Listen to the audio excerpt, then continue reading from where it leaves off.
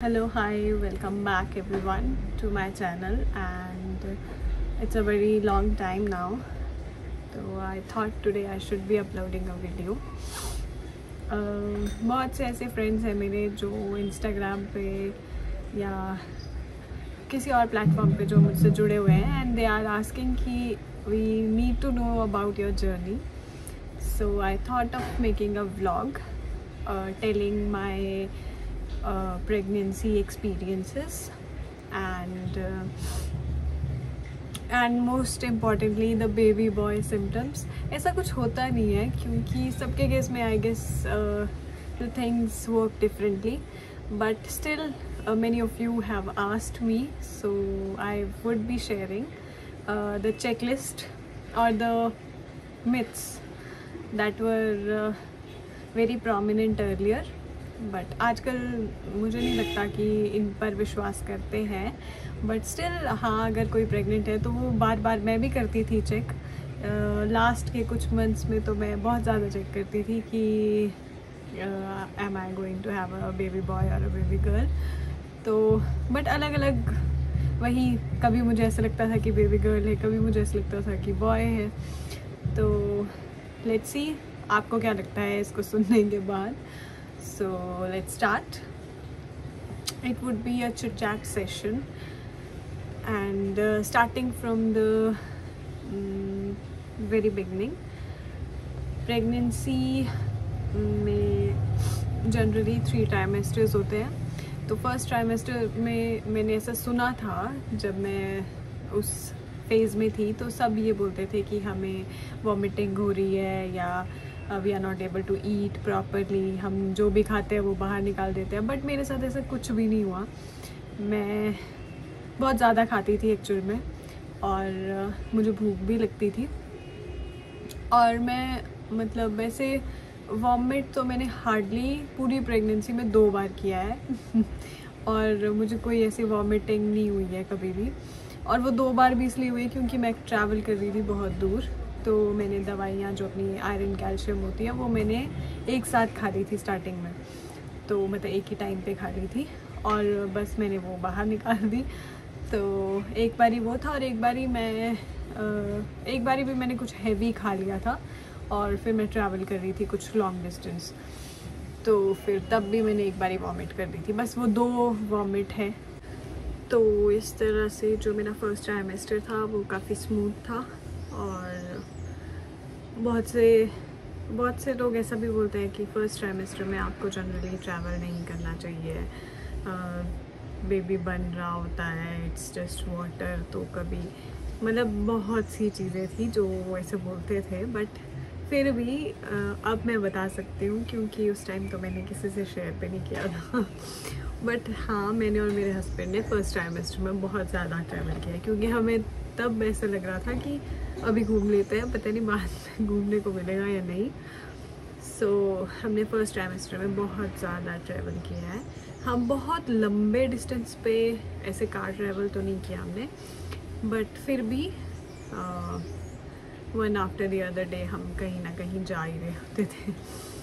So this was about the first trimester. Second तो वैसे भी एनर्जी बूस्टर होता है. सभी बोलते हैं कि सेकेंड ट्राइमेस्टर इज़ मतलब सब कुछ नॉर्मल हो जाता है and you are back to normal. तो मैं पहले भी नॉर्मली थी और सेकेंड ट्राइमेस्टर में भी नॉर्मली थी.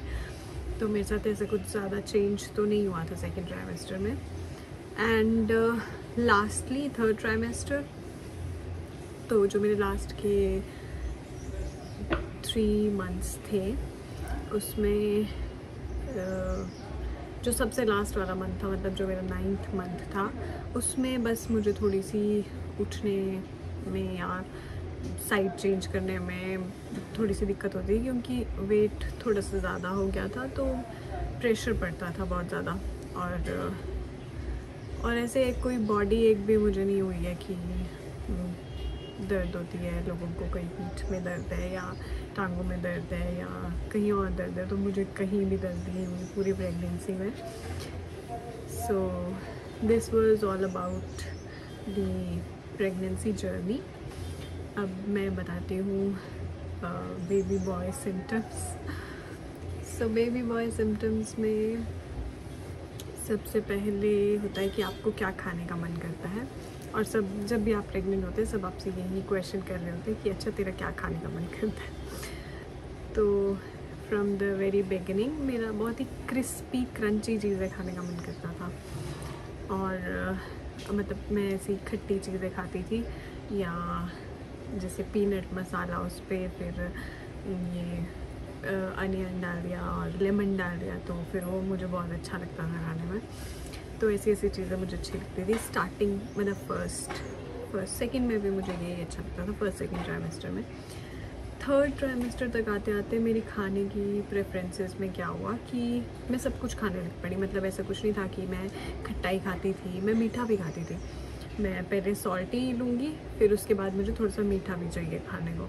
तो मतलब ऐसा नहीं था कि मैं पूरे टाइम सिर्फ खट्टाई खा रही थी या सॉल्टी खा रही थी, नहीं, मैं मीठा भी खाती थी। शेक्स पीना या fruit juices, fresh fruit juices, मतलब मुझे ये सब अच्छे लगते थे।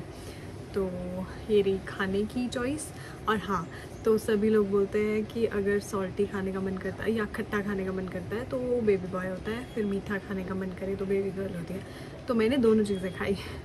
तो ये मेरे केस में तो ऐसा बिल्कुल ठीक नहीं था, क्योंकि मैं मीठा भी खाती थी। And second is about the line जो आपके पेट पे बनती है, ब्लैक कलर की लाइन होती है। तो वो स्टार्टिंग में तो बहुत फीकी थी मेरे पेट पे, बट एंडिंग में थोड़ी सी डार्क हो गई थी, बट वो सीधी नहीं थी।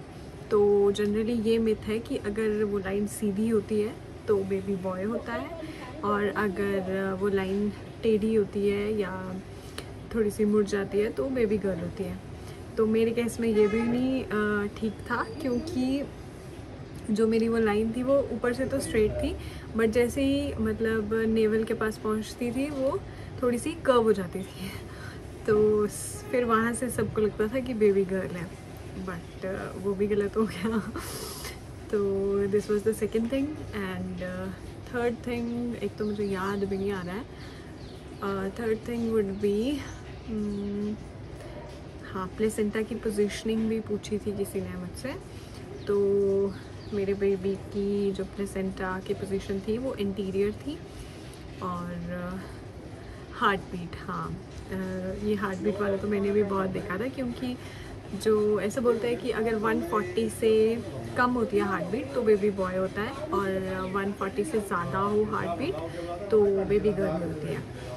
तो मेरी हमेशा से ही 140 से ज़्यादा थी बेबी की हार्ट बीट। फर्स्ट टाइम तो कुछ 161 थी शायद, फिर 151 हुई, फिर उसके बाद थोड़ी सी और कम हुई, बट 140 तक तो मैं पहुंची ही नहीं थी। तो ये भी गलत हो गया। ये मिथ भी गलत हो गया कि बेबी गर्ल, वैसे तो मतलब according to my heart rate, according to my baby's heart rate, तो ये बेबी गर्ल होनी चाहिए थी, बट ये बेबी बॉय हो गया। तो 3 थिंग्स और तीनों ही गलत। And fourth thing is about the skin. हाँ, ये थोड़ी सी ठीक थी कि मेरी स्किन में कोई भी ब्रेकआउट नहीं हुए या मुझे कोई एक्ने, पिंपल वगैरह कुछ भी नहीं हुआ था। तो ऐसा बोलते हैं कि अगर क्लियर स्किन होती है तो बेबी बॉय होता है, वरना बेबी गर्ल होती है। तो मेरे केस में ये ठीक था एक, कि मेरी स्किन नॉर्मली थी, मतलब जैसी पहले थी वैसी ही है, तो ज़्यादा कुछ ऐसा ब्रेकआउट नहीं हुआ था। और एक ये भी बोलते हैं कि अगर आपके हस्बैंड का वेट ड्यूरिंग प्रेगनेंसी बढ़ता है तो बेबी बॉय होता है, अगर नहीं बढ़ता है, पतले हो जाते हैं हस्बैंड, तो बेबी गर्ल होती है। तो ये भी एक ठीक था कि मेरे हस्बैंड का वेट थोड़ा सा तो गेन हो गया था। वैसे अभी सुनेंगे इसमें तो बोलेंगे कि तूने बताया नहीं, बट हाँ, थोड़ा सा तो वेट गेन हो गया था। तो दिस वाज ओके कि हाँ ठीक है। एंड और उसके बाद और क्या होता है, और मुझे याद नहीं आ रहा अब। व्हाट एल्स, आई थिंक इतना ही होता है। और हाँ, अगर किसी का कुछ रह जाएगा तो आप कमेंट्स में लिख सकते हैं कि आपका, अगर आपने कुछ पूछना हो, अगर मैं कुछ भूल भी गई हूँ, क्योंकि मुझे याद भी नहीं रहता। हाँ, एक ये भी होता है, ये कोई सिम्टम नहीं है बट ये जनरली होता है कि आपको याद रहना बंद हो जाता है। तो मेरी आधी आधा दिमाग मेरा बंद हो चुका है गेस, मतलब वो जो ब्रेन फॉग होता है वो हुआ है।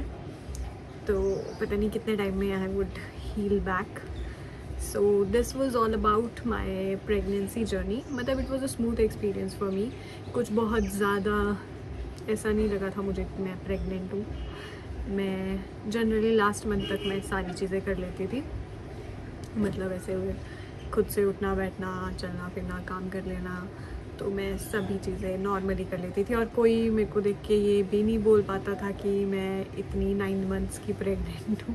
मैं खुद नहीं बोल पाती थी, क्योंकि जब मैं दूसरी औरतों को देखती थी कभी हॉस्पिटल में या कहीं और, तो मुझे ऐसा लगता था कि यार ये ना एक्चुअल में प्रेग्नेंट लग रही और मैं प्रेग्नेंट नहीं लग रही हूँ कि मैं 9 मंथ्स की प्रेग्नेंट हूँ। पता नहीं मेरा बेबी अंदर कैसा होगा। तो but hopefully my baby was healthy. तो ऐसा है कि टेंशन नहीं लेनी होती अपनी प्रेगनेंसी जर्नी में। You should enjoy your journey, और जितनी ज़्यादा तुम अच्छी चीज़ें या जो भी तुम्हारा मन करता है वो सब तुम्हें करना चाहिए, वो सब तुम्हें अभी भी करना चाहिए। हाँ, I would make a separate vlog on this postpartum thing now, क्योंकि ये भी ज़रूरी है शेयर करना। तो इस पर मैं नेक्स्ट व्लॉग बनाऊँगी ज़रूर कि after pregnancy what are the changes that you are going through, और आप कैसे हैंडल करते हो। हाँ, और सभी लोग ये भी बोलते थे कि जो एक्चुअल में डिलीवर कर देता है बेबी, तो वो मुझसे हमेशा कहते थे कि ये जो तू अभी 9 मंथ्स को लेके टेंस्ड है कि पता नहीं तू क्या करेगी, हाउ विल यू डिलीवर, ये कुछ भी नहीं है।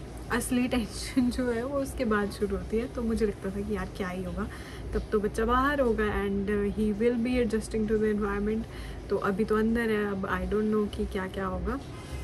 तो हाँ, ये सही है बहुत कि असली जर्नी जो है आपकी, वो आपका बेबी जब डिलीवर हो जाता है उसके बाद ही स्टार्ट होती है।